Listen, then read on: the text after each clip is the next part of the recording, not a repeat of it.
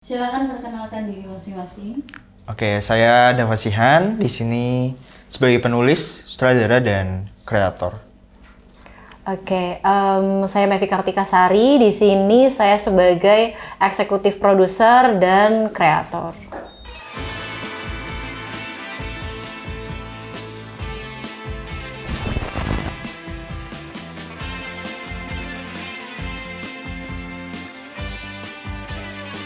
Untuk ide cerita web series Arah Pulang Masih Sama ini terinspirasi dari mana? Awalnya ini, kenapa saya ingin membuat cerita ini itu dari ujian praktek kelas 12 MIPA 1 angkatan tahun 2023 kemarin. Jadi di situ hampir 80%-nya saya adaptasikan di web series ini. Karena respon dari para audiens ketika pagelaran itu banyak yang excited dan banyak orang yang terharu juga dari cerita yang diangkat gitu. Kayak kesentuh gitu sih. Iya, dan di situ tuh ceritanya mengenai sosok guru gitu ya.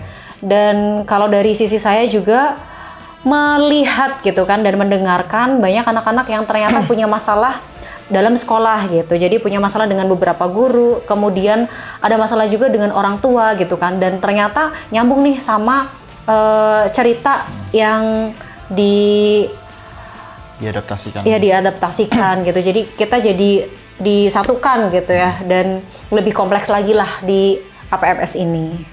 Berapa lama proses dalam development syuting web series Arah Pulang Masih Sama? Proses development ini dari ujian praktek itu Januari. Iya, dan naskah draft 1 itu saya buat di bulan Maret. Lalu final draft itu di bulan Mei. Jadi sekitar 5 bulan. Dan itu memang banyak banget yang kita ubah dan kita juga masukin gitu ya, Bu. Dan termasuknya siapa sih untuk ukuran 5 bulan di proses ini gitu ya? Mengapa memilih judul Arah Pulang Masih Sama? Judul Arah Pulang Masih Sama gitu ya. Kita tujuannya salah satunya kita pengen mengajak teman-teman gitu ya, para penonton supaya bisa merasakan suasana masalah yang ada di web series ini dan bisa menerka sebenarnya arah pulang setiap individu itu mana sih gitu. Jadi kita juga pengen memberi banyak pilihan, apakah arah pulang sama kamu tuh kanan ataukah arah pulang kamu tuh ke kiri gitu. Jadi kita juga membiarkan penonton untuk menginterpretasikan judul itu juga. Kenapa pada akhirnya ide cerita ini dijadikan web series? Kenapa dijadikan web series? Jadi Cinemas Mansakra sendiri itu kita biasa produksi film pendek dan yang memang kita tujukan untuk diikutkan ke film festival. Nah, banyak nih, jadi kayak guru-guru SMA Kramat juga nanya, atau teman-teman dari kru juga pada nanya, syuting terus, filmnya mana, kok nggak pernah ditayangin? Kapan gitu. tayangnya gitu. Jadi ya ini sebagai salah satu bentuk eksistensi dari Cinemas Mansakra sendiri. Dan kenapa dijadikan web series? Karena lagi rame ya, Bu.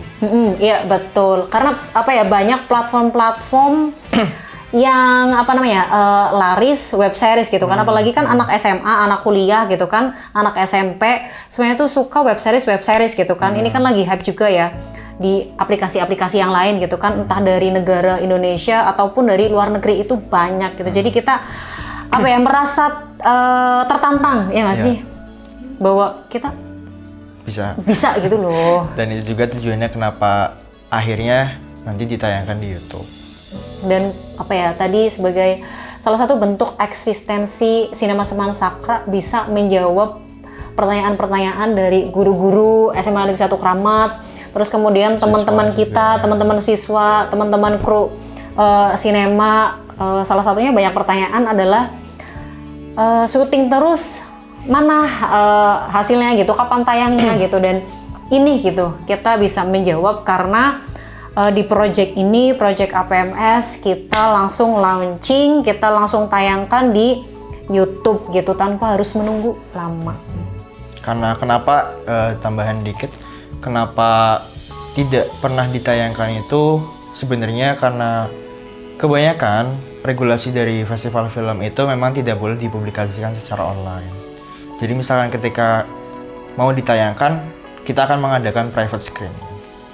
Gitu.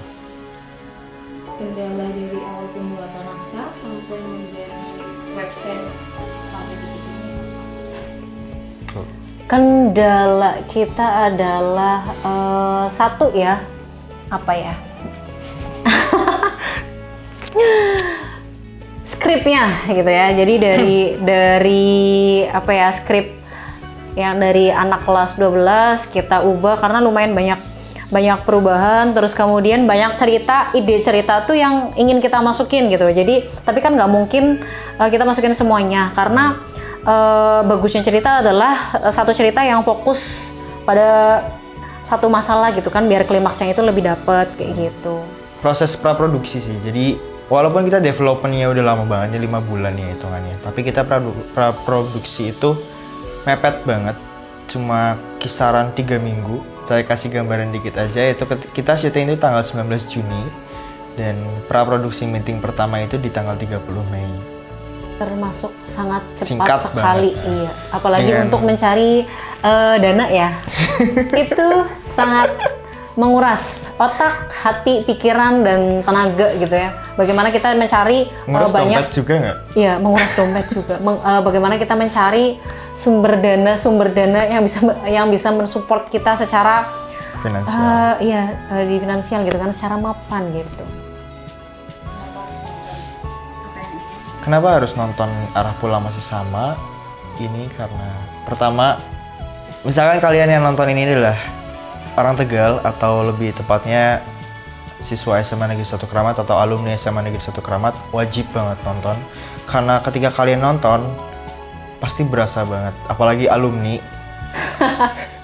Alumni SMA Negeri 1 Keramat, ketika kalian nonton tuh, aura-aura sekolahnya tuh balik lagi. Suasananya atau mungkin masalahnya gitu ya. Iya, mungkin masalahnya juga yang pernah ngalamin dan emang relate banget ya, Bu? Yap, relate bagi Yang mengalami. yang mengalaminya gitu. Nggak harus siswa SMA Negeri 1 Keramat sih. Iya. Beberapa anak sekolah juga bisa sih gitu. Dan kenapa harus nonton? Karena ini cerita dari anak SMA. Kenapa harus nonton juga? Karena anak SMA bisa bikin web series. Karena anak Tegal bisa bikin web series. Jadi harus tonton. Tanggal 29 Juli 2023. Episode satunya tayang tanggal segitu. Supaya kamu bisa relate masa sekolah, masalah kamu, dan kita bisa menemukan arah pulang kita tuh kemana. Thank you. Siap pulang.